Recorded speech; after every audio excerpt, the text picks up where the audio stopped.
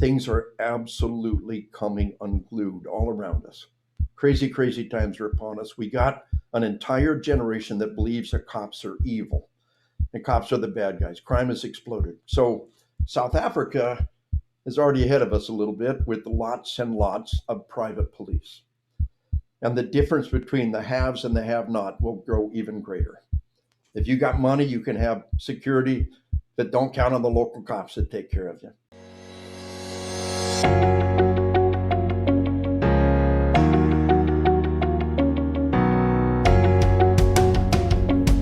Hello, my name is Donald and welcome to WorldView. WorldView is a podcast where we explore everyone's perspectives on all things that can broaden our worldview. If you've liked our content so far and enjoyed it, please consider liking this video, subscribing, and helping former President Zuma pay his legal fees. Today we're talking with Lieutenant Colonel Dave Grossman.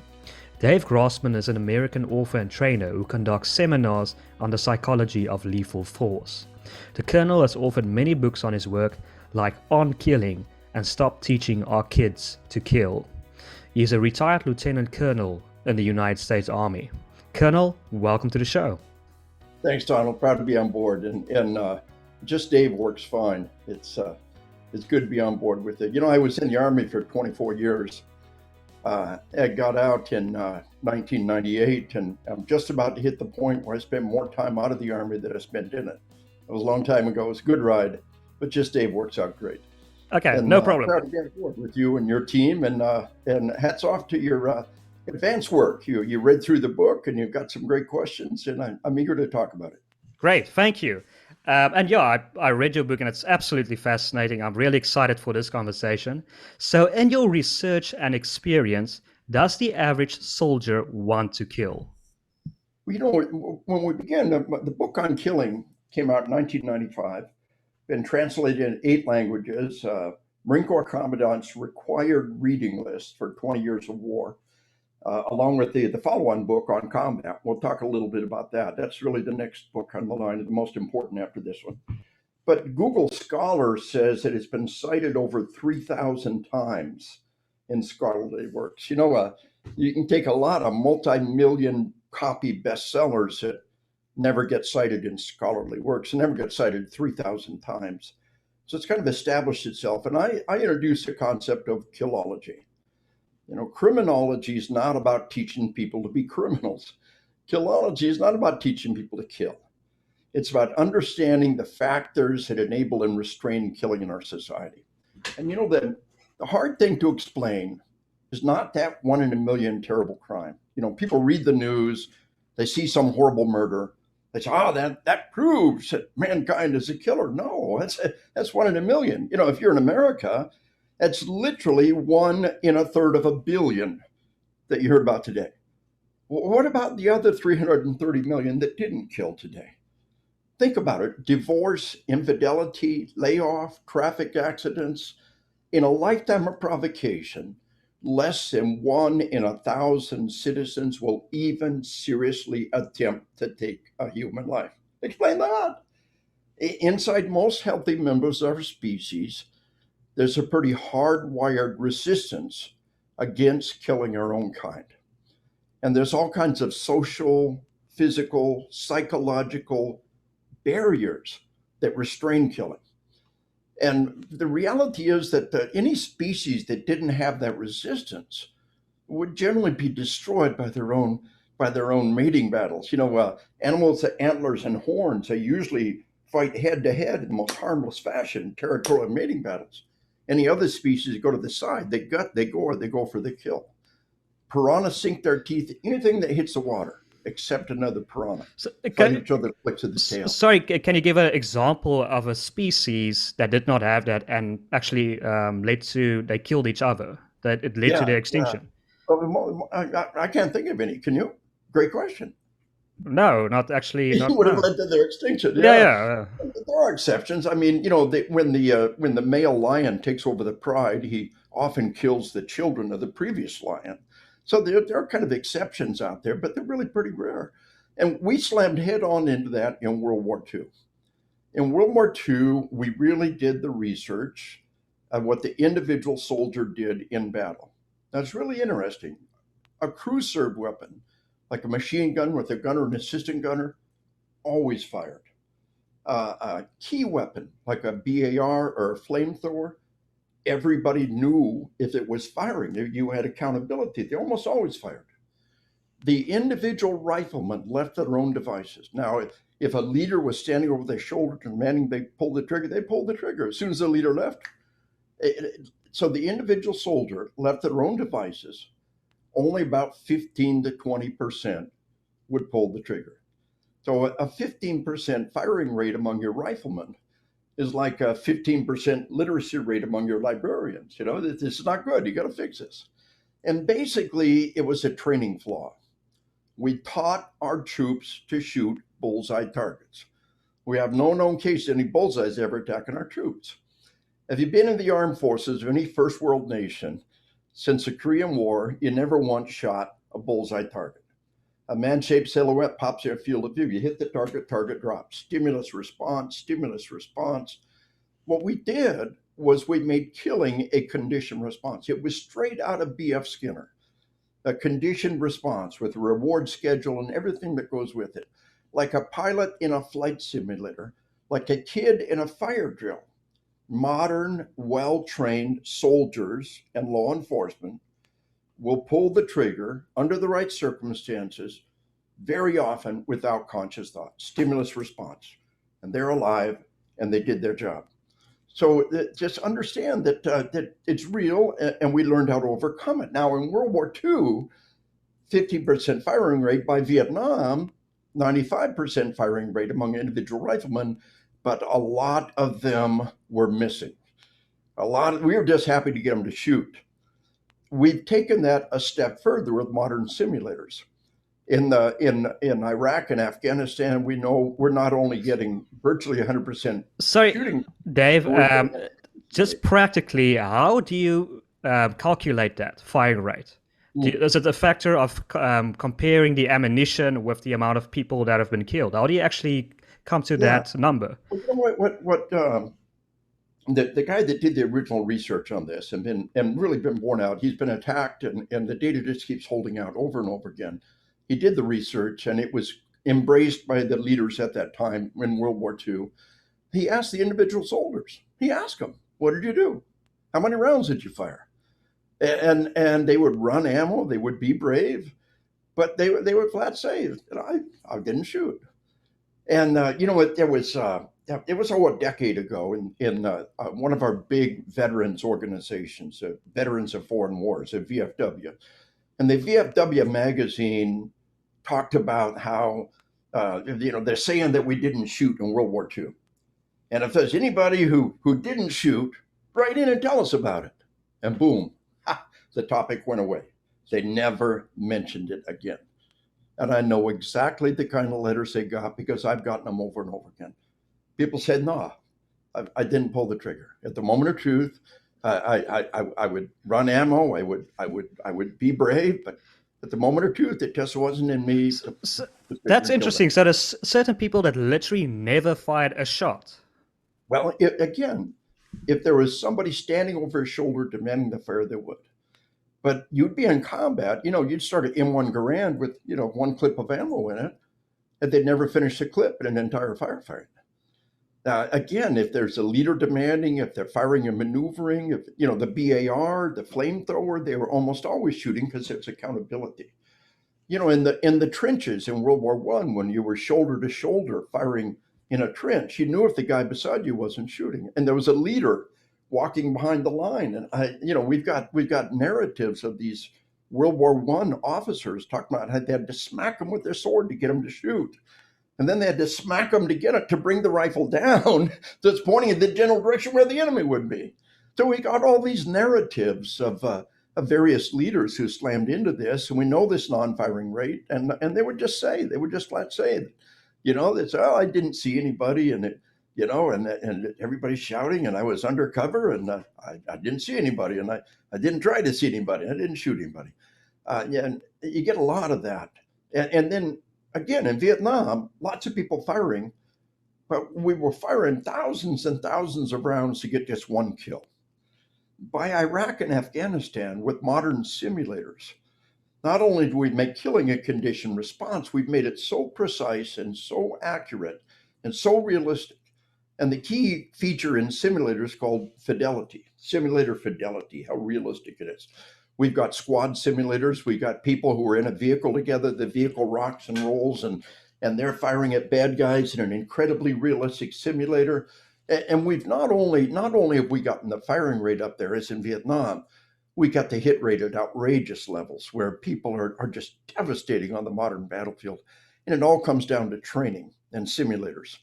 And we've made leaps and bounds, making people able to pull the trigger between World War II and today. So, can you give us some more examples of people not wanting to fire the gun? So, for example, I know one story. I may be misrepresenting the facts a bit, but I think it was in Vietnam.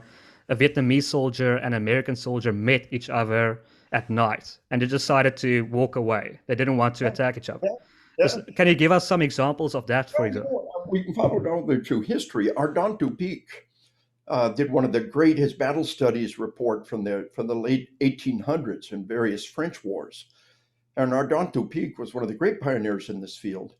And he talked about how two regiments would come around the corner in the Crimean War and meet each other head to head and start throwing rocks at each other.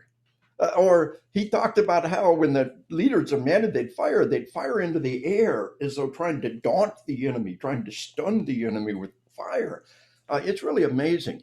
You know, if you go back and look at the early bow and arrow or the crossbow or the longbow. Now, the firing rate of a bow and arrow versus a muzzle-loading musket. Now, they're not wearing armor, right? I mean, you know, Napoleon, the thin red line, there's the Brits lined up there, the Boer War, they're not wearing armor, right? Let's say we got our muzzle loaders out there, Napoleonic level. And by the time you load that thing, a guy with a bow and arrow would have put a 20 well-placed, deadly arrows in your chest. Mechanically speaking, there's no reason why the early muzzle-loading muskets would replace the bow and arrow. And you've got a greater rate of fire, you've got greater accuracy, and truthfully, the longbow took a lifetime of training, but the crossbow and the normal bow didn't take much training.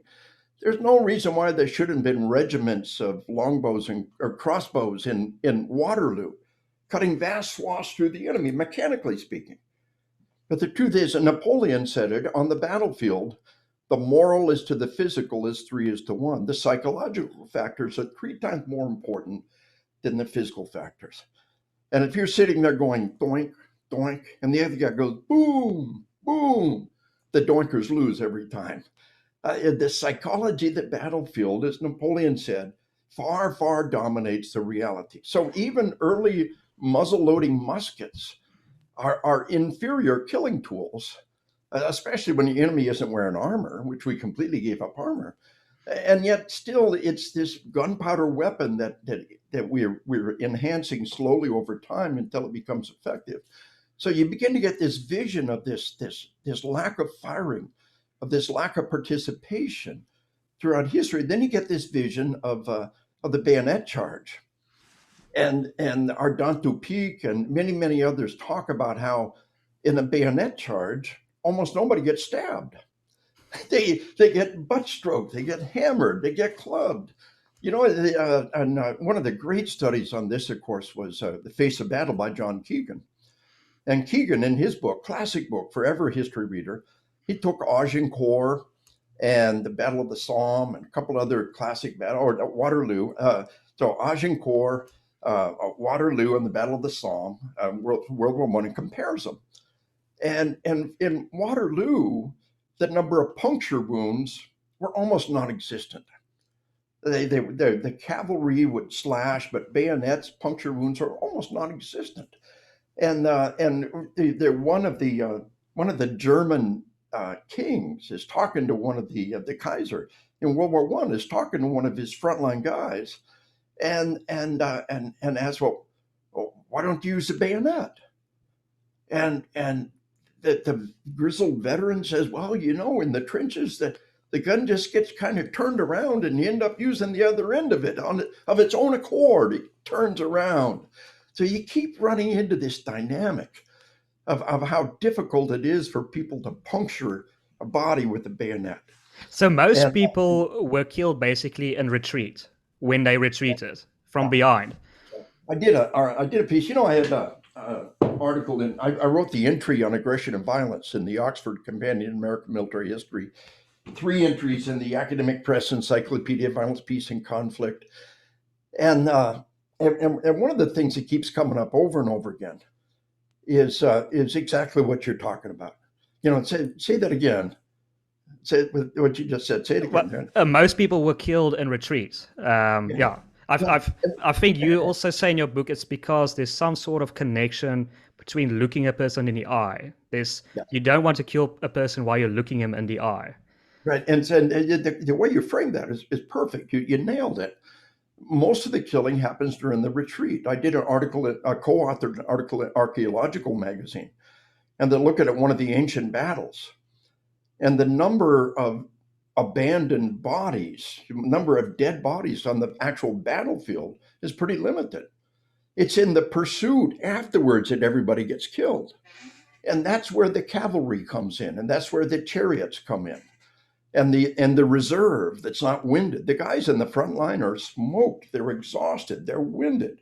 They turn around and run. The people facing them really not got motivation to chase them.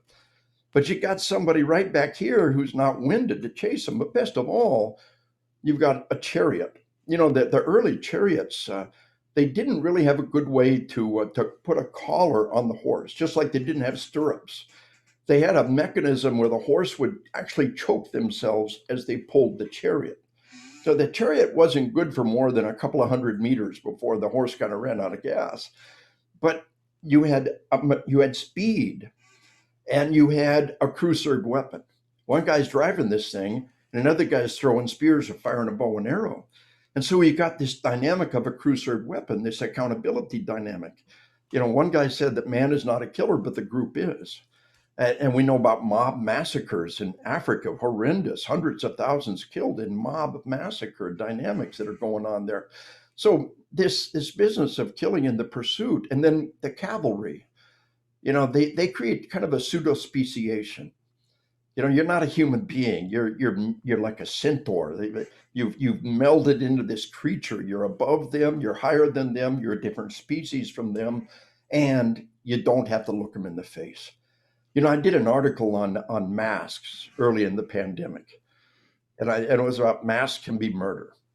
And I talked about how just be very careful about the unintended side effects of covering someone's face. Oh, that's interesting. Israeli research says that if you're kidnapped or captured, and your captors put a hood over you or blindfold you, you're far more likely to be killed by your captors. You say, well, I can't identify my captors. I'm not a threat to them. That's not what's keeping you alive. What's keeping you alive is looking in the eyes of another human being and having to make the decision to snuff that person's life out. When we on firing squad, they put a hood over the victim. They don't do that for him. We're going to kill him. We don't care about him. Oh, you are so very brave. You do not want the blindfold. We don't care. We can put the blindfold on you anyway, because we don't have to look in your ugly face when he kill you. And we don't have to remember that in our dreams. And it's going to be a lot easier to kill you. If you don't mind, we'll put this blindfold on you. It empowers the killer. And then the headsman and the axeman wear a hood. And that empowers their violence. They create a sense of anonymity. They can cut this guy's head off in public, take the hood off, and nobody knows who they are.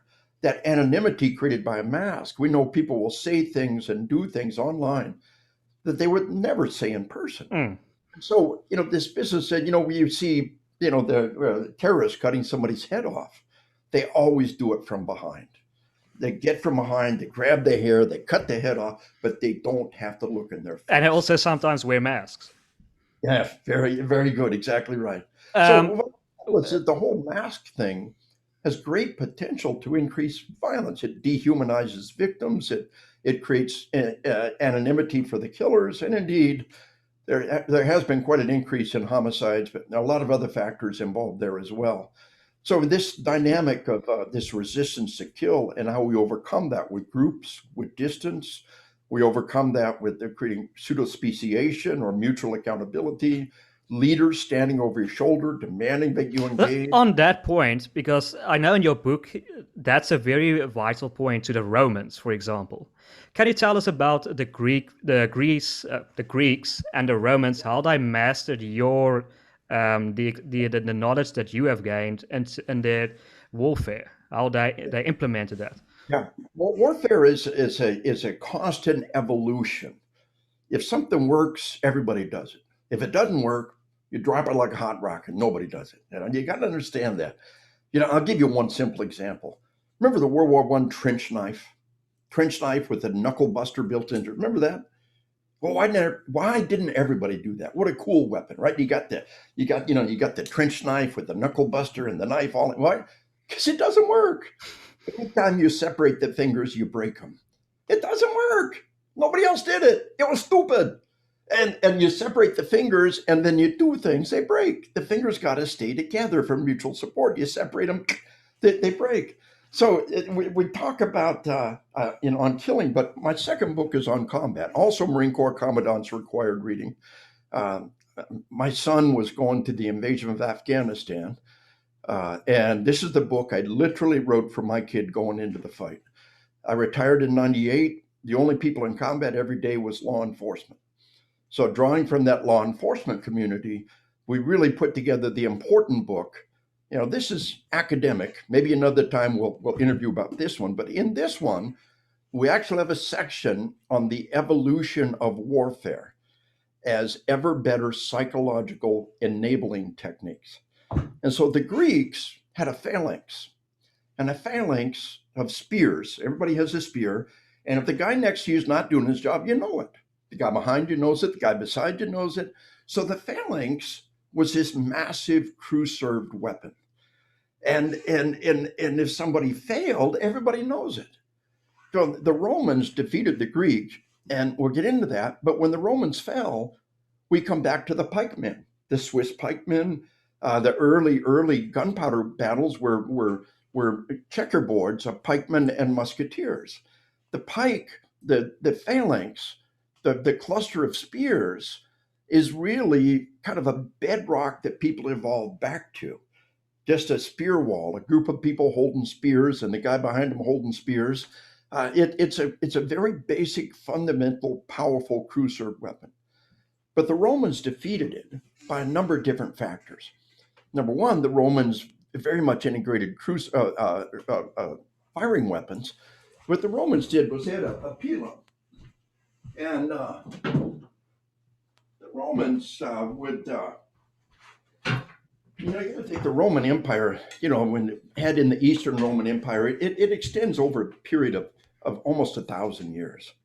The Romans did this, the Romans did that. Well, it changes greatly from century to century. I mean, trying to compare the American army in World War II with the American army in the Civil War, that changes. But one of the constants that the Roman centaurs had, or the centurions and the Roman legionaries had, were a series of spears. And it was really one of their primary killing weapons. And they had light javelins. They had these light javelins that they would hurl. And there were various mechanisms in which the steel would bend, or it would break a pin and bend. So you're charging with all of your friends, shield to shield, and suddenly you got this big old pilum, this big old javelin sticking from your shield. So what do? Do you stop and pull it out? That breaks the shield wall. Do you fight with it anyway? That thing dangling off of there, you're at a huge disadvantage. Or no matter what you do, we've really had a great effect. And of course, as they got closer, the Romans had far more powerful spears, and their final volley. And I was at the British Staff College. Instead of going to, as a young major, instead of going to Leavenworth, Kansas a year, got to go to England a year. That was a good deal. And we went to a lot of the old Roman fortifications and stuff. And what they would have is they have a big lead donut right here. And the final throw will be with this massive, heavy, armor-piercing weapon that would just punch right through shields with all of that mass. And as they threw it, the Roman sword was You have an extremely fascinating background, by the way. All these swords is fascinating just to watch everything there. And those right there are all gifts. They're all gifts on various units and individuals. And they are all real. They're not fake. Yeah, yeah. Wow. And there's a part in around combat about the giving of a weapon and how it implies your confidence in the individual's ability and their wisdom, your desire for their well-being. But the Romans, they always carried their sword on the right side. They would throw that last pilum, and then they'd come back, draw the weapon, and go straight into a thrust. And so the Romans made fun of people who hacked. Barbarians hacked. You can slash a guy all day long, and he's still fighting. But their literature said you could puncture just 3 inches, and it's the end of the game for the guy. So the Romans were behind these shields stabbing. But here's the key. This is what gave the Romans their superiority. They had non-commissioned officers. They had people standing behind the line who were holding them accountable. And they would pull the wounded out and they'd put another guy in the line. And so the Roman system was very complex.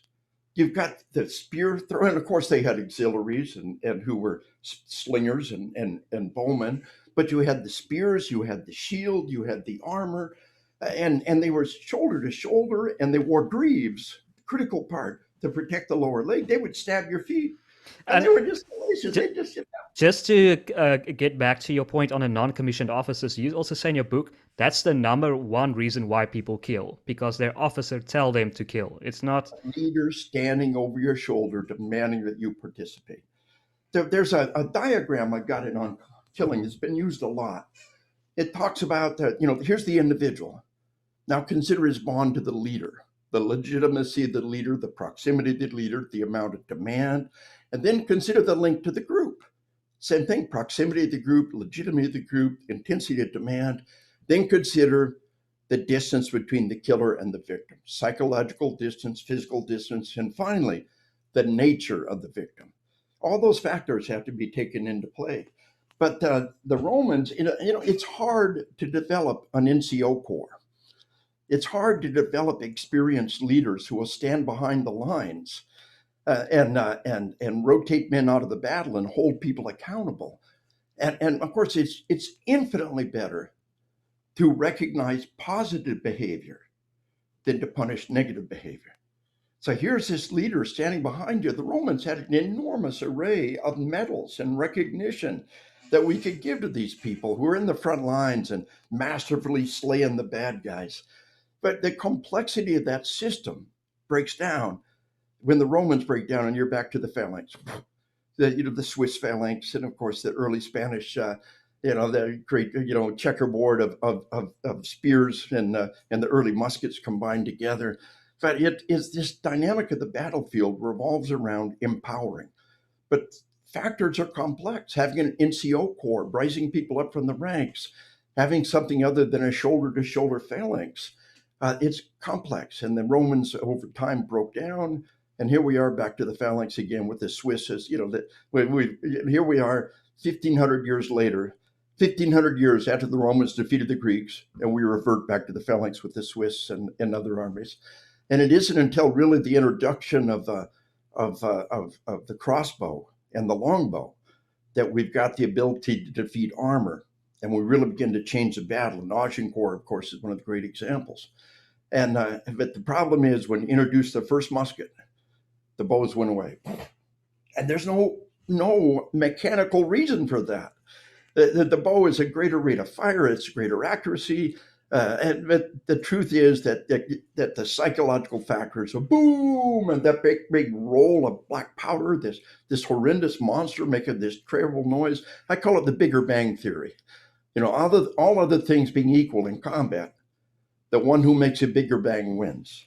And we find that flashbangs are an incredibly effective tool in crowd control, and a lot of other factors in handling dogs. You get SWAT teams have a dog attacking them. The first thing to do is throw a flashbang. Boom! Oh, I give up, buddy. Your bark is louder than mine will ever be. I'm out of here.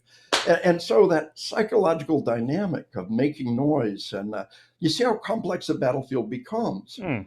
when you truly try to examine all those factors and you bring them into play, as we did in the book on killing. On one particular thing that's very interesting to me in your book is the effect of distance in warfare. Like, for example, you say that a person who fired a anti-aircraft gun almost had no PTSD whatsoever versus a person who fought in hand combat. Can you tell us a Yeah, bit about that and give us some examples of that? sure. Well, think about the bombing that was done in World War II.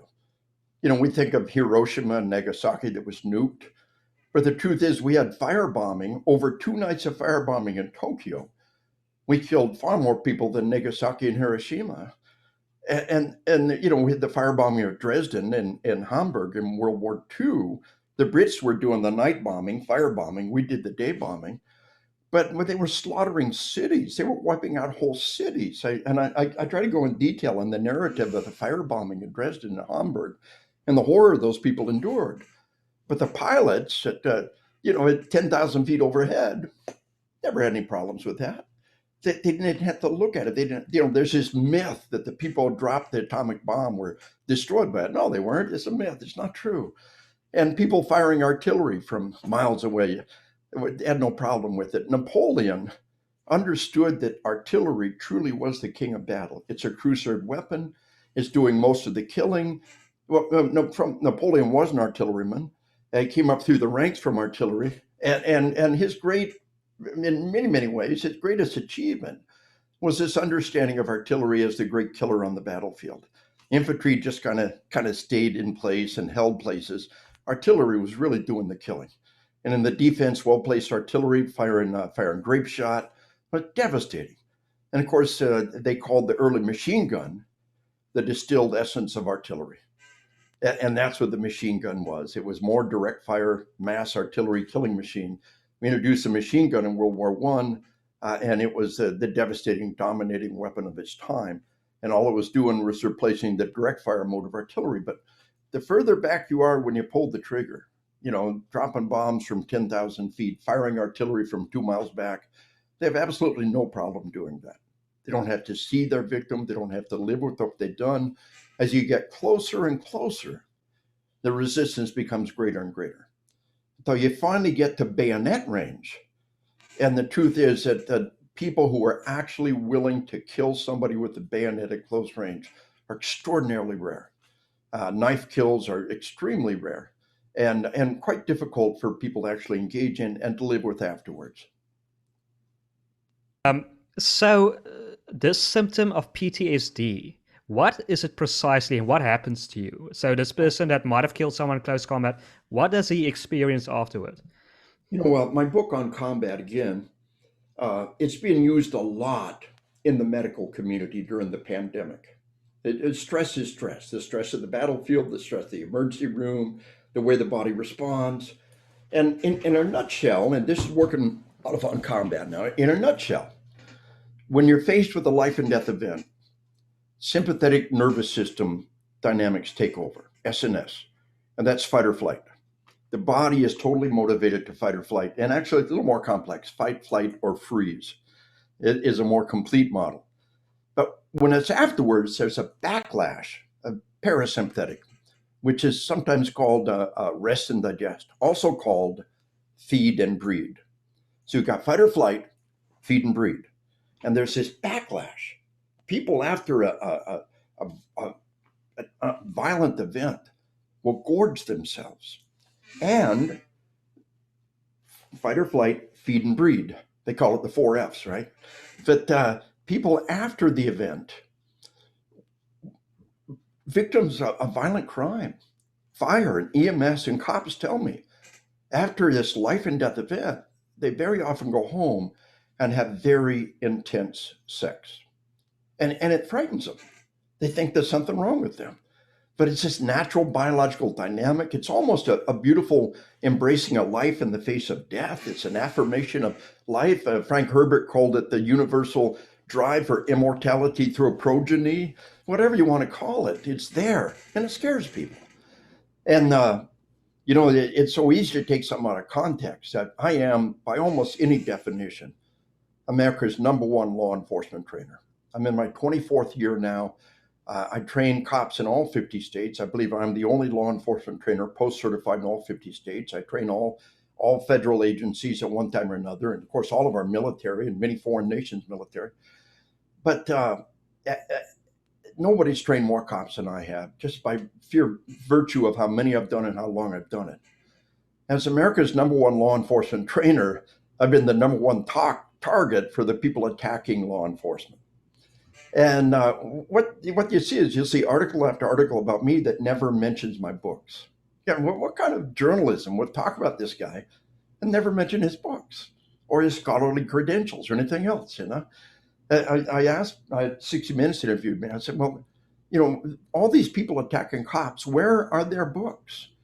Where are their scholarly entries? Where is their work? But these attacks on me, they took a clip of one of my presentations and they cut it and they edited it. Basically got me to tell a bunch of cops, and I whether it's fire, EMS, anybody else, I tell them, not a lot of perks come with this job. You find one, relax and enjoy it, right? So they got me saying basically the cops, cops had to kill somebody, came home, incredible sex, relax and enjoy it. And what's really evil about that is not that they're trying to harm me, because they really didn't do any good. I'm still doing my job full time.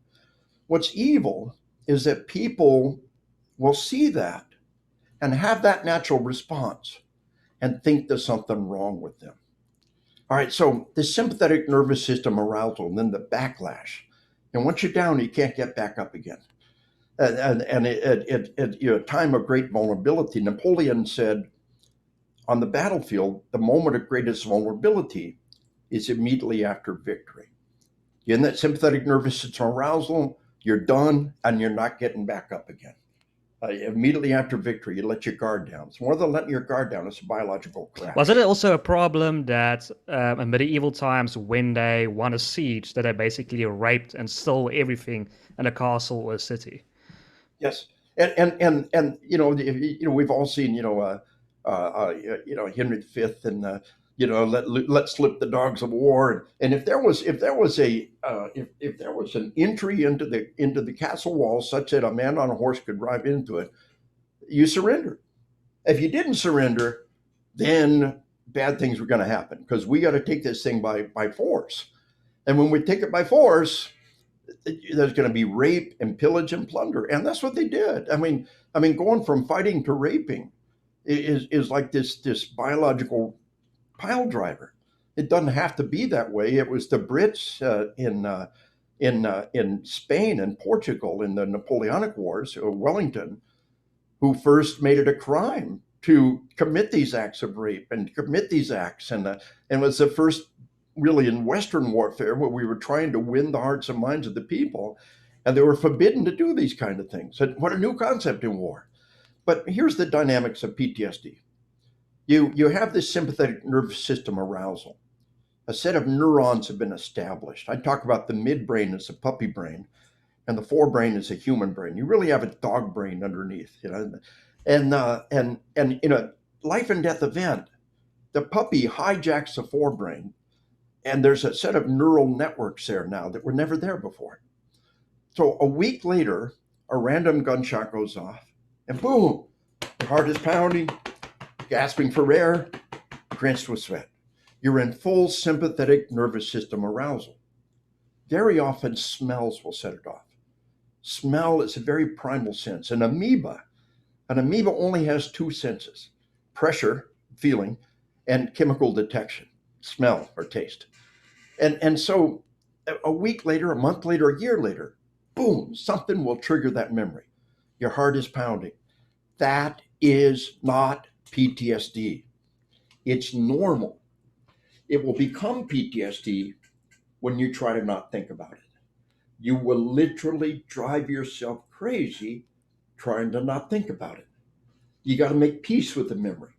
You got to separate the memory from the emotions. The breathing exercise is the tool I use in our combat, and I've gotten more feedback on anything. But another thing that's taken off in recent years is you have people stop and take a swig of water.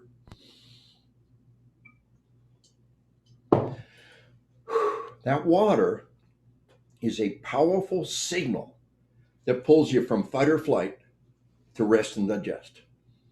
It is powerful. We see people upset. Oh, have a glass of water. Have a swig of brandy.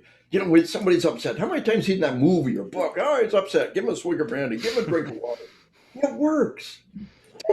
A friend of mine is one of our nation's leading therapists for federal agents, federal law enforcement, and she talked about how people would talk about what happened, and they became emotional, and she'd make them stop and breathe and regain control. But now she said we use that bottle of water, and they become emotional, they stop and take a swig of water.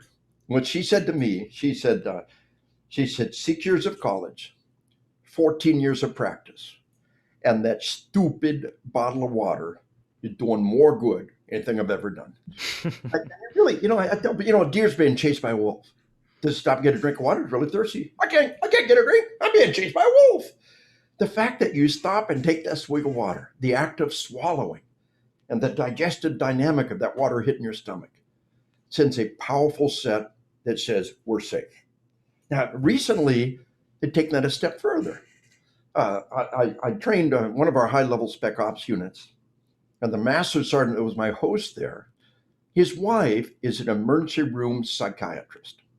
And she told him about something sweeping through the ERs around the world. A crackhead or a meth head is tearing up your emergency room. They grab a bag of M&Ms. They rip it open. They shove in the guy's face, which likes some M&Ms, and completely defuse the situation. Now, this spec ops guy told me this story. He said, I'm your typical guy. I just blew it off. Said, sure. Bunch of touchy-feely goofiness. Yeah, sure. This is the kind of guy who carries a gun off duty, kind of guy you want to. In America, we got a lot of people carrying. And our elite spec ops are generally given the opportunity to carry as a federal agent. He said 2 different times, I thought I was going to have to draw my gun. I'm off duty with my wife. I thought I was going to have to draw my gun and fight for our lives. Both times, my wife reaches in her purse, grabs a bag of M&Ms, rips it open, shoves this guy's face. Would you like some M&Ms? And completely defuse the situation. Is it also just practically a case of a sort of a hypnosis? You're just basically interrupting him in a moment. Yeah, interrupting the moment is absolutely right. But it is a powerful biological cue that takes you from fight or flight to rest and digest. So another technique that we use in treating post-traumatic stress. Post-traumatic stress almost always evolves into post-traumatic growth. Post-traumatic stress and post-traumatic stress disorder are 2 different things. We throw that D in far too lightly. A lot of people have post-traumatic stress. It's not post-traumatic stress disorder. But it becomes post-traumatic stress disorder when every time you think about it, you re-experience it. And so you try to not think about it, you drive yourself crazy, and you got hypervigilance and difficulty sleeping and all kinds of things that pile on from this impossible act of trying to not think about it. You got to separate the memory from the emotions. One of the tools that we have out there is called EMDR, eye movement desensitization reprogramming. And on the surface, it sounds goofy as hell, but it works. Cops are incredibly cynical people. They're just naturally cynical. If something works for cops over and over again, it works. And what you do, and it's got to be done right, but you go to a therapist, and you talk about what happened, and you're following a visual stimulus while you talk about it. Your eyes are following this visual stimulus while you're talking about what happened. And that visual stimulus keeps the midbrain occupied. The midbrain is where the signal's coming from, the puppy inside. And it can only do one thing at a time. It's a very simple organism. And so the puppy's in the front yard chasing a ball, and you're able to talk about it without the puppy peeing in your lap anymore. And just a couple of times of talking about it without the emotions come along for the ride can in many ways to lead you to completely to the path of healing. So we're darn good at curing PTSD. We get better all the time. And you've probably heard the story of Marcus Luttrell, lone survivor, seen the movie, the book, a Navy SEAL. His entire team is wiped out. He was captured, he was tortured, named Marcus Luttrell. The movie Lone Survivor was made, the book Lone Survivor was made about him. Uh, Marcus Luttrell has a podcast called Team Never Quit. I was on his podcast quite a while back, and I got his permission to talk about him. In all my books and everything else, I don't talk about it. Now I can. I got his permission. I trained his unit before and after that incident. I tell people post-traumatic stress is like being overweight. A lot of us got a few extra pounds. Post-traumatic stress disorder is obese. We all know the difference between overweight and obese. Post-traumatic stress disorder is debilitating by definition. And by the way, you can have all of the symptoms of PTSD, and in the first month, they're normal. It's only when it lasts at least a month that we say, okay, now we've left the normal realms. All the responses are normal. It isn't until it lasts at least a month and is debilitating in some part of your life that truly becomes post-traumatic stress disorder. So, post-traumatic stress overweight, post-traumatic stress disorder is obese. And Marcus Luttrell's doc told me that he came back from that incident and he was 500 pounds PTSD, totally debilitated. A year later, he was 50 pounds PTSD. He wanted to deploy again with his unit. He did. It was a good thing. I told him at the time, I said, look how far you've come in just the last year. Your doc tells me you were 500 pounds PTSD. Now he says you're 50 pounds PTSD. Look how far you've come in just the last year. Have confidence you can come farther. Today, Marcus Luttrell tells us he is 100% post-traumatic stress free and stronger for the experience. Post-traumatic stress in the normal, healthy cycle of things will become post-traumatic growth. The World War II generation, they weren't destroyed by what they had to do. They were the greatest generation. So we go into combat with this expectation that everybody's going to get PTSD, and it can become a self-fulfilling prophecy. We need to go into combat with an expectation that a new, greatest generation can rise up from these violent times. Now, the times are very violent. I'd like to talk to you about that a little bit, understanding just how tragically bad the situation is and how very much we need to understand that. But everything coming together so far as the questions? Yeah, sure. One particular topic I really want to touch on, because I'm a gamer myself and I've actually designed games, No. is when you discuss how there are triggers in games, particularly shooters, that are sort of correlated with how the FBI or how soldiers are trained. And that's not very good to the average gamer. And I found it very interesting because, I mean, there have been many crap arguments made against gaming, like, oh, there are free sixes hidden in the programming, it's satanic, these stupid kind of things. But what you're saying actually makes sense. I can perfectly understand it. Can you elaborate on what your argument that you made? Well, remember that in World War II, we went from shooting bullseye targets to man-shaped silhouettes. And we hit the target drops, and you get rewarded for that behavior.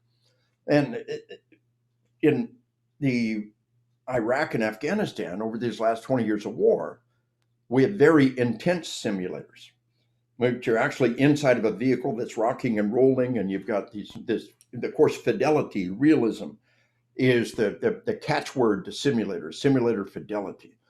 It works with flight simulators. It makes what the pilot does automatic. We've got pilots now that I'm talking airline pilots who will do all their time in a simulator and then get in a real aircraft with very little transition time. Because the simulator has given them almost everything that they need. You save great amounts of money. You kind of bypass that dangerous part of their whole training in that simulator environment, which mistakes don't pay a terrible price. The trillions of dollars spent on aircraft simulators to support the aircraft industry is mind-boggling. In the same way, these murder simulators can do the same thing for kids.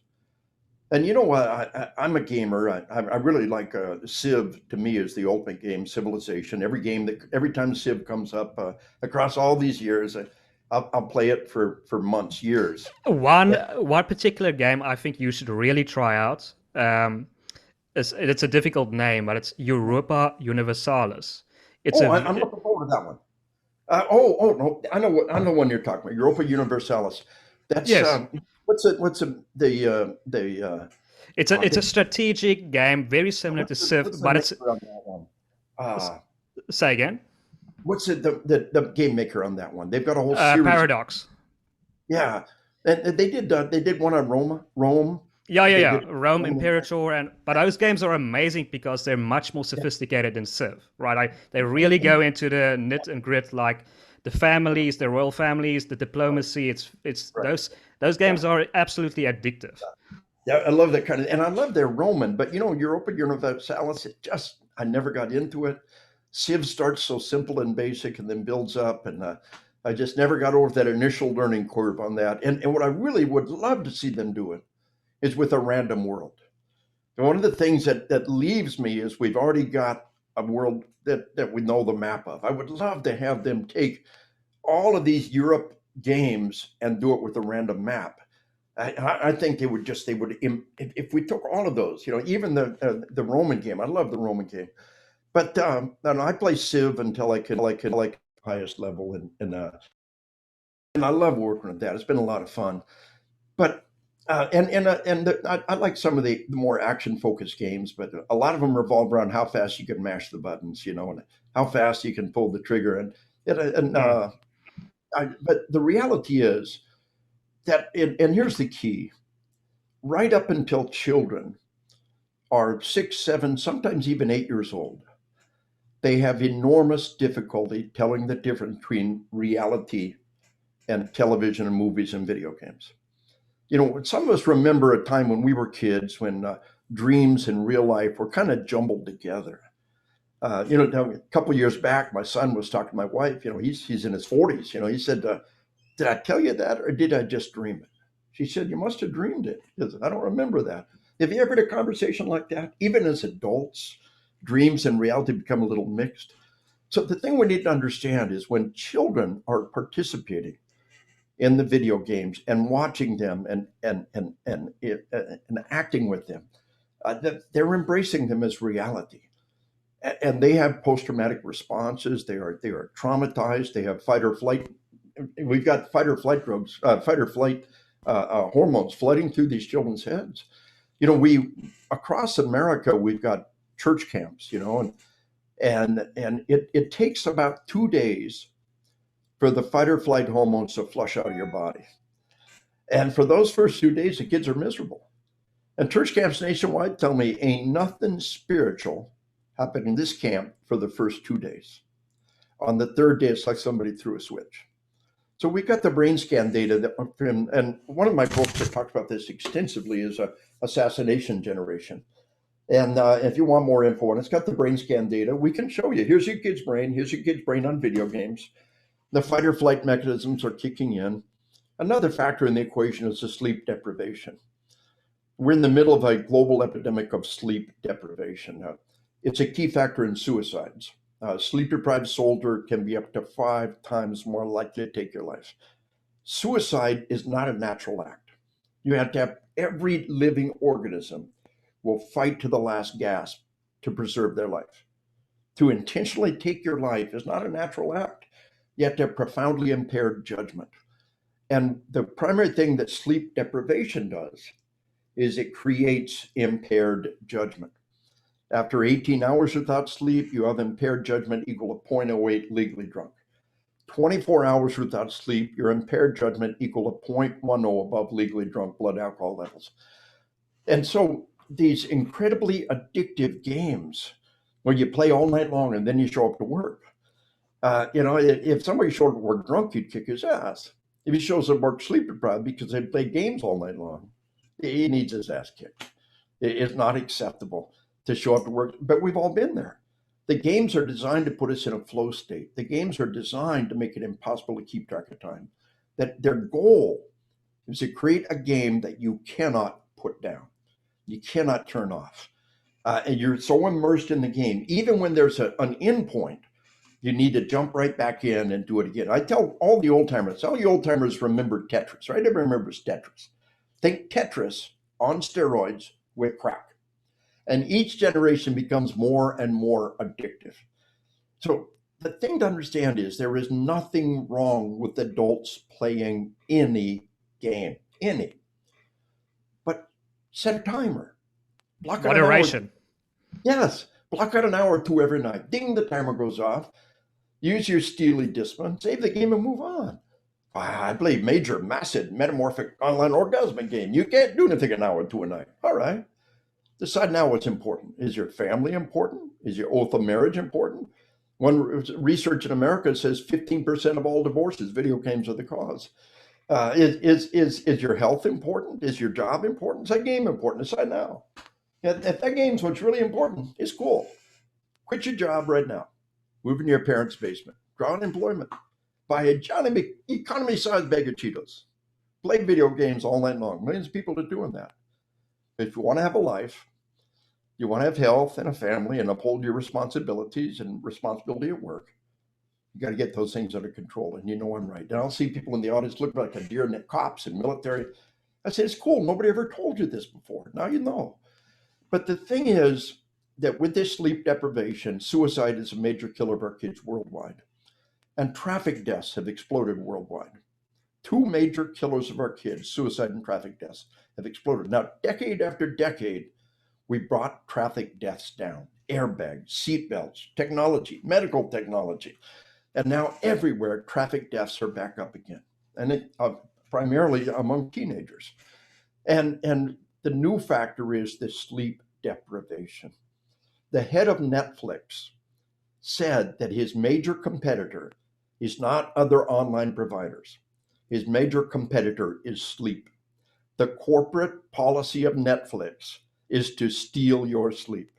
Sleep deprivation takes years off your life, and it makes you have bad quality life.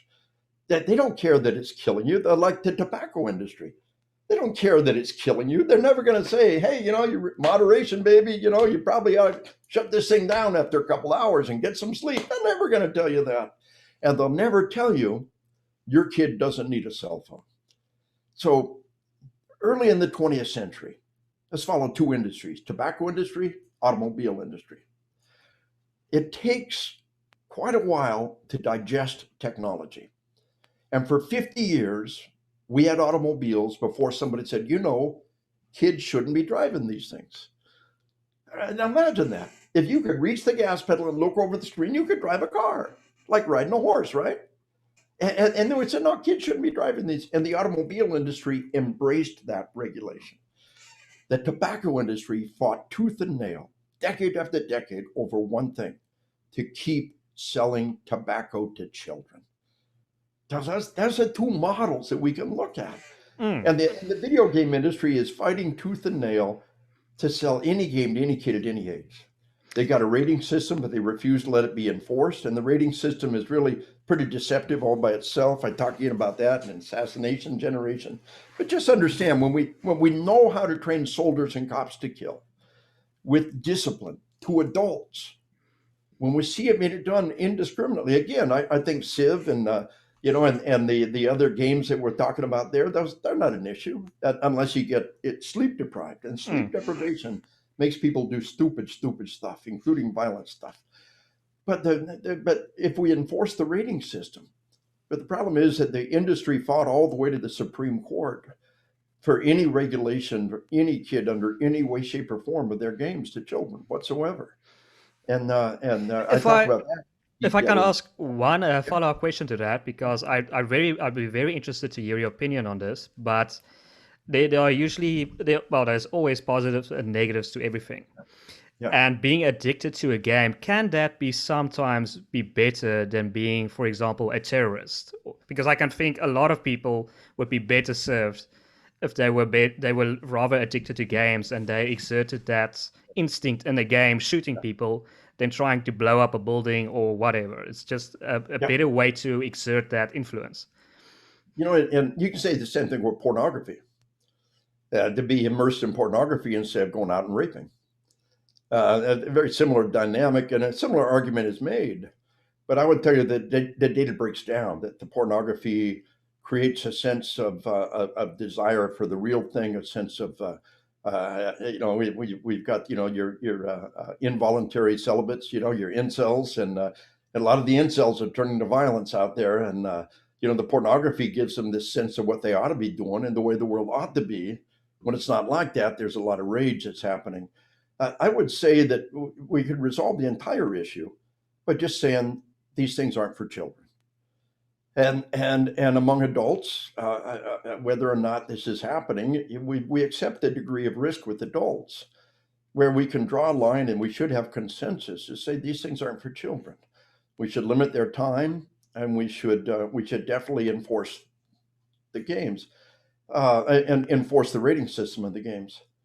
But do this in we've all played the city simulator games, right?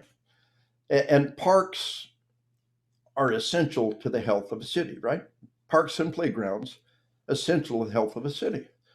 So what's it mean when you drive past a park or playground and there's nobody there? You have a sick city. You have a sick city. Every time you drive past a park or playground on a nice day, there's one or two lonely kids out there. You tell yourself, there are thousands and thousands of kids sitting at home, playing video games, watching TV, that ought to be out in this park right now. And you can see it every time you drive past the park, that they need to be out getting a life. And the video games will steal their youth away from them. And we've got examples over and over again, people saying, wow, I had 5,000 hours playing World of Warcraft, and I realized I've got nothing to show for it. A part of my life that is absolutely empty and hollow and wasted. It was a fantasy world that gives nothing back, as opposed to the time I could have spent. One guy talked about how he played these games that were in entrepreneurs. He'd start a business, he'd make money, but the truth is, it was just a game. And he started a real business, and how infinitely more difficult that was, and how infinitely more rewarding that was to do the real thing and to go out into real life instead of the simulators. The simulators can trap us, but among adults, we accept the fact that they're adults and they can make their own choices. It's really among children that we need to be concerned. Isn't there then an argument to be made that you should just make the games more complicated, more rewarding? Yeah. More rewarding in what way? No, just more sophisticated, more a match for real life. And then, so we simulate real life to greater degrees, and that makes it easier to get lost in the game, right? Yeah, I just accept the game as an alternate reality. Yeah, to a degree. I completely understand what you're saying, and moderation is key. Yeah. I think moderation is key in almost everything. Alcohol, but I think literally whether we like it or not, gaming is basically, as someone who designs games are basically just gonna increase the amount of people playing the games are just gonna increase, and the hours they spend in it, because games are just becoming more and more sophisticated. Then we had virtual reality. Yeah. A whole new level. And one of the things we're seeing across America, we just had a kid that murdered a girl. He's 14 and murdered a girl with like 112 stabs. And he was a virtual reality player. And he played virtual reality hack and stab games. And he's in endless do loop, recreating exactly what he's trained to do.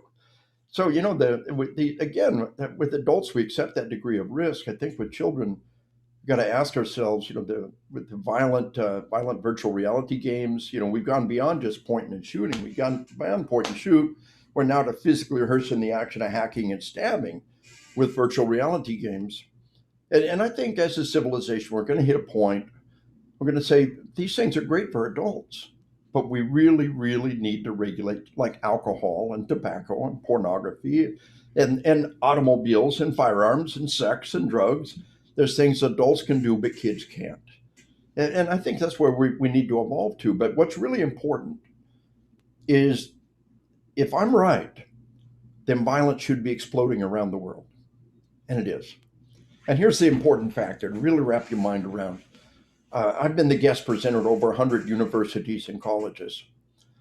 And I'm the guest criminal justice presenter. They have their CJ Day. All the criminal justice faculty, alumni, students open up to the surrounding area. First thing I tell them is the entire field of criminal justice is completely, totally flawed. How do we measure crime? Oh, the murder rate, you know? A- a- And it's true, dead is dead. Ag assault, where do you draw that line between ag assault and simple assault? Anything other than murder is a judgment call and make it say whatever you want it to say. But the difference between assault and murder is pretty simple. He's dead, right? But the murder rate is being held down by medical technology. Boom, we get it. Technology saves a life, we prevented a murder. We got one good solid data point. A UMass Harvard study in the early 2000s said between the 1960s and the 1990s, medical technology cut the murder rate to a third or a quarter would otherwise be. That is, if we had 1960s level technology in the 1990s, the murder rate would be 3 to 4 times what it is. Wow. And the leaps and bounds of life-saving technology since then is astounding. Tourniquets. Everybody carries a tourniquet. Every cop, EMS, civilians like me carry tourniquets everywhere. So I have 500 cops on it. How many of y'all carry tourniquets? Every hand goes up. How many carried tourniquets 10 years ago? Nobody. So if a cop slaps on a tourniquet and saves a crime victim's life, he's prevented a murder. Now, we cut the loss of life on the battlefield to a fraction would otherwise be with tourniquets. The number one preventable loss of life on the battlefield is bleeding out from extremities. The tool to prevent that is tourniquets. Boom. So one medical expert says tourniquets alone have cut the murder rate in half in just the last decade. And you got to think about the math on this. Across our vast nation of a third of a billion people, if just 20 to 30 people a day slap on a tourniquet and save a crime victim's life, we cut the murder rate in half. Well, I train in one of our largest cities in one of the world's largest fire EMS departments. They tell me, I guarantee you, 20 to 30 times a day in our city alone, we slap on a tourniquet and save a crime victim's life. So do you begin to wrap your mind around it? The situation is much, much worse than it looks. Medical technology has pulled down the murder rate. The people responsible for giving us the truth are intentionally misrepresenting the situation. Boom, we get it instantly. Why? Well, the video game industry doesn't want people to know that crime has exploded because it points a finger back at them. And of course, other people, when politically, I'm the tough on crime politician. Well, we don't want those guys in power. Those are the ones we don't want in power. So we're going to hide the fact that crime is up. Now, with all that said, in 2020, we had the most horrendous explosion of homicides in America we have ever seen. And in the 1960s, 1 year, homicides went up 12.5%. In 2020, homicides were up 37% across America. Now, this is an early assessment based on 57 large and medium-sized cities.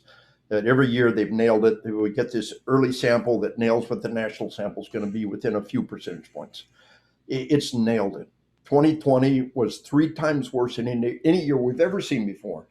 And there's an article in Wall Street Journal in January, Heather McDonald, taking stock of a most violent year. It's worth taking a look at. And she nails it. It's the George Floyd riots, the Defund the Police movement. What kind of idiot would think if we got rid of the police, everything would be better? Now think about that. Defund the police and it's all going to get better. Empty all the prisons, not just for a day, but forever. Turn off all the laws, not just for a day, but forever. What would it be like? Oh, like that movie, The Purge. No. The Purge only turned off the murder laws for 1 day. They didn't empty the prisons. They didn't turn off all laws. It was just 1 day. It would be vastly worse. What kind of an idiot would think if we got rid of cops, it'd all be better? I'll tell you what. He was 2, 3, 4, 5, 6 years old, and he watched cops do evil things on television and movies. And it was real to him. Hollywood, right up to the early 1960s, operated by a code. And they said, we know the stories we tell will have an impact on our society. We know we have responsibility to tell stories that will have a positive impact. And a lot of the code could be broken down into 3 words. Crime doesn't pay. Criminals will not be depicted in a positive manner. Crime will not be depicted as a paying proposition. Law enforcement overall will not be depicted in a negative light. And today we've taken that, turned it on its head. And now they say the stories we tell have no impact on our society, but the commercials are worth billions of dollars because they influence your behavior. It's also the same probably with wars as well. They portray soldiers as heroic. And and also with a high firing rate, a complete contradiction to the evidence. Yes. Like they always shoot, they always fight in hand combat. That's also nonsense. Yeah, the misrepresentation is part of it, but take it a step further to where it's really eating at the fiber of our civilization. We got a lot of people joining our military, going to Iraq and Afghanistan, doing a good job, coming home, being well taken care of. But what about the one that decides to use that violence locally to commit these murderous acts? That's a different dynamic entirely. So, when I was a kid, we all played war, and we were always shooting Nazis. Now, Grossman is a German name, right? Very early made them, Germans aren't bad, the Nazis are bad. We got it. Nazis are bad. Well, the all-time record best-selling video game in history is Grand Theft Auto 5. The year Grand Theft Auto 5 came out, it made more money than the entire global music industry. One video game made more money than every rock concert on the planet, every musician, every CD, every download on the planet. And it was a cop killing murder simulator. And what you do is you rehearse killing cops. And that takes that whole, and we were killing Nazis. They were the bad guys, and now cops are the bad guys. And Training Day, I'd like to use the example of the movie Training Day. Denzel Washington was a bad cop. Denzel's a bad cop. Training Day, I've seen the movie. They're all bad. So from your youngest days, you believe cops are evil. You saw the movie, you've seen the television. You're surrounded by people that believe that cops are the bad guys. They rehearse killing cops in the video game. And now what we've got is this explosion of violence. We got the George Floyd riots. The Wall Street Journal article nails it right down to these riots. We had more loss of life in the George Floyd riots, any riots in the history of our nation, inflation-adjusted dollars. By the way, you look at money, you allow for inflation. You look at murder, you got to allow for inflation. We have inflation-adjusted dollars. We need medically adjusted murders, and it will transform the way we see our society. But 2020 was the worst we've ever seen, a 20% or 37% increase in homicides. So 2020 was a bad year. 2021, by every appearance, is going to be double what 2020 was. 2020 is up 37. 2021 looks like it'll be up at least 100%. The sheriff of LA County said that homicides in LA County were up 30% in 2020. He said, right now, we're up 90% compared to the same point last year in Los Angeles County. Things are absolutely coming unglued all around us. Crazy, crazy times are upon us. We got an entire generation that believes that cops are evil and cops are the bad guys. Crime has exploded. So South Africa is already ahead of us a little bit with lots and lots of private police. And the difference between the haves and the have-not will grow even greater. If you got money, you can have security, but don't count on the local cops that take care of you. In America, we have a lot of opportunity to carry. I carry everywhere. I am my family's Secret Service. But a lot of the world, if you're a politician, if you're rich, you have armed security. The peasants, the peons will never have that right.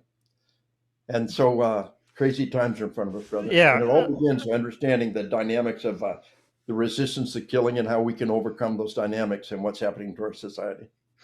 I would just say that any of these people that are critical of cops, they should just come and stay for a few months in South Africa and feel how our life is without cops. Yeah. It's definitely, I mean, if you go to America, it's the presence of cops just makes you feel immensely secure. You don't want to, I mean, that's why people want to go to America. That's why they don't want to stay in South Africa. So, I mean, you really have to appreciate the people in your country really have to appreciate your country more. It's an amazing country. You know, and across the military, across law enforcement, across this training community, there are many, many South Africans. And every one of them are just amazing people. I just, when you're in the Army, you keep track of where everybody's from. I'm from Minnesota. I'm from North Dakota, right? I never met a dirtbag from North Dakota. It just, that never was. And for whatever reason, that's where I enlisted from at the time. And this guy's a dirtbag. He's from Massachusetts or Georgia, wherever. But I've never met a dirtbag from South Africa. The ones that come over here have got their heads right. They got their heart right. It's really been, and it's a tragedy that they have to leave. And you pray for their nation. And you pray that we'll get everything turned around. I think worldwide in the next decade, there will be a backlash of enormous magnitude. The last American president who ran on a tough on crime, I'm the tough on crime president, was Richard Nixon. And he took 49 states, the greatest landslide in history. And Watergate took him down. That's another story. But the dynamic of politicians running on the tough on crime, and when the reality comes out, hey, they're lying to you with the murder rate. It's actually much, much worse than it looks. They're lying to you. They're intentionally misrepresenting the magnitude of the problem because they don't want you to understand how desperately we need our cops and how desperately we need law and order. I think worldwide, there's going to be a dynamic in the opposite direction. At the end of On Killing, I talked about how we attacked our Vietnam veterans.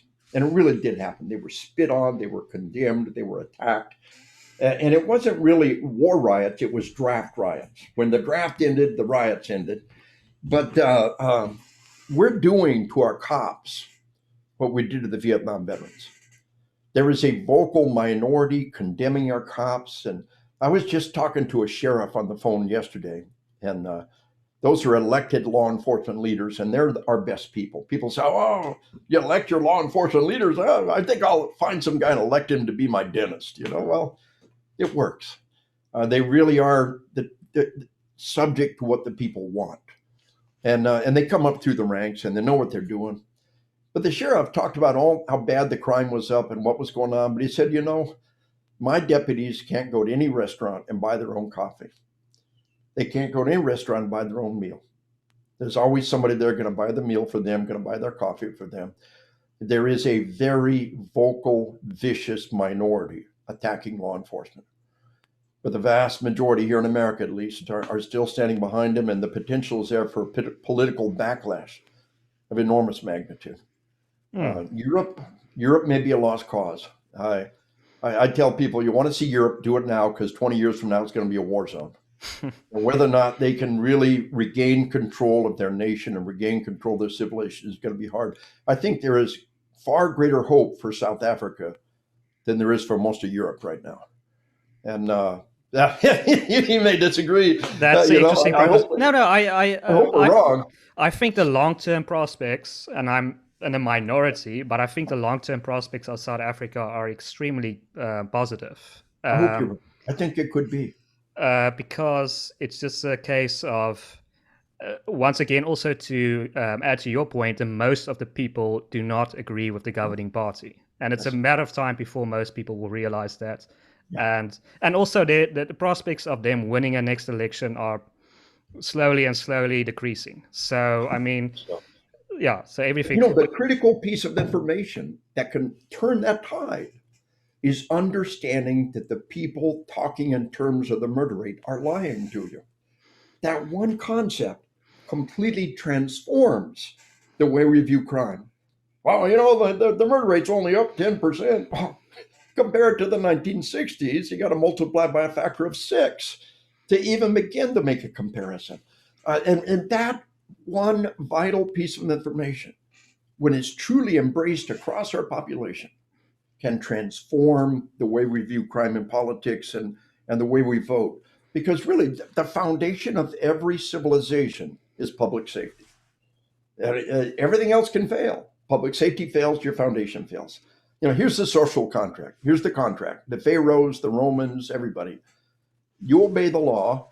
You pay your taxes. We'll help keep you safe. Ain't that the deal? Well, yeah. Well, if we can't keep you safe, why would you obey the law? Why would you pay your taxes? I think that's definitely a frightening statistic for America. But in South Africa, to give you one statistic, there's probably, I think, in the township near to me, there's 80 murders a week. So I mean, if it's 100 or 120 or 80, we have a huge problem anyway. But I mean, this has been an extremely fascinating conversation, Dave. Very interesting. And I want to give you one last opportunity to add, plug, or say anything that you want to. Thanks, Don. Well, we mentioned On Killing and On Combat, and we mentioned Assassination Generation, where we really were able to take that and run with it. I got another book. Glenn Beck is a really famous individual in America. He's written many New York Times bestseller books. And I co-authored a book with him. It's Glenn Beck, and I added Lieutenant Colonel Dave Grossman. The name was Control, Exposing the Truth About Guns. New York Times bestseller list, not one single review. Think about that. New York Times bestseller list, not one single review. Wow. You can attack a book, you can condemn a book. What you cannot do is absolutely everybody refuse to talk about a book. So, when they talk about the whole gun control, I say, well, how's that working out for Mexico right now? Oh, how's the whole gun thing working out for Mexico? With disarming citizens only empowers criminals. And that's one of the dynamics. But my most recent book is on spiritual combat. In the end, we're fighting against forces of evil, and you really need to have a force of good on your side. And I recommend it as those who are interested in that realm of the situation on spiritual combat, 30 Missions Victorious Warfare. The one that came out just before that is Bulletproof Marriage, 90-day devotional, and it was a #1 bestseller in Amazon for military families. It's done an amazing job right out of the starting blocks. Like 400 or 500 5-star reviews on Amazon in less than 2 years. But I trained a military unit, and the first sergeant threw the book down and said, "Sir, I hold you personally accountable for all the arguments my wife and I had based on this book." He said, "Now I buy them 5 at a time, give them that are married." But this one came out after that. Is my most recent book on spiritual combat, really most important. And it's done the best of any of my books out of the starting block. Been out just barely a year. I think it's closing on 300-400 5-star reviews on Amazon. We continue on killing, on combat, on spiritual combat. Continue to put tools in people's hands that will empower them and enable them to make it through these violent times, because it is the worst at times. It's the best at times. And your courage and your compassion and your competence shines bright for the darkness of the age. All the sheepdogs, all the warriors who man the ramparts in this dark and desperate hour, and believe in who you are, believe in what you do. We need you. We need you very, very badly right now. Well, thank you so much for that. That's very inspiring. And to our viewers, if you've made it this far, please consider liking this video, subscribing, and sharing as widely as possible. My name is Donald. This has been WorldView.